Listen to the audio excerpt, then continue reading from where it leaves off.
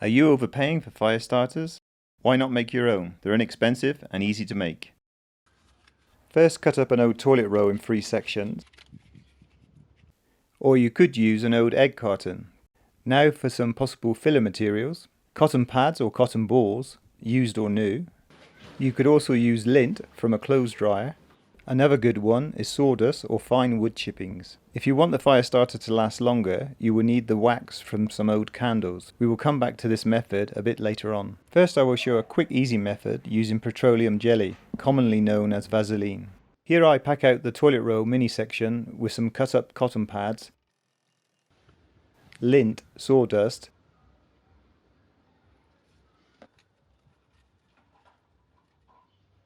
and I also use a small amount of toilet paper as a starter wick.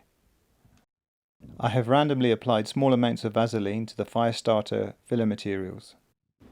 A quick test and the fire starter easily ignites and it should burn for a good 4 to 5 minutes.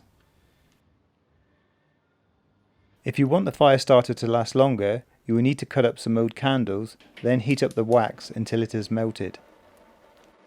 This time around I shall use a couple of segments from an egg carton. As before, I fill them with the suggested materials that are available to hand. Again I am smearing Vaseline on the filler materials, which helps to maintain a stronger fire. And lastly I place the toilet paper starter wick. Now I carefully pour the hot liquid wax over the fire starter material and let it set. A few minutes later and the wax is hard, so let's do another test. This particular fire wax starter lasted over 13 minutes, which is more than double compared to the first method.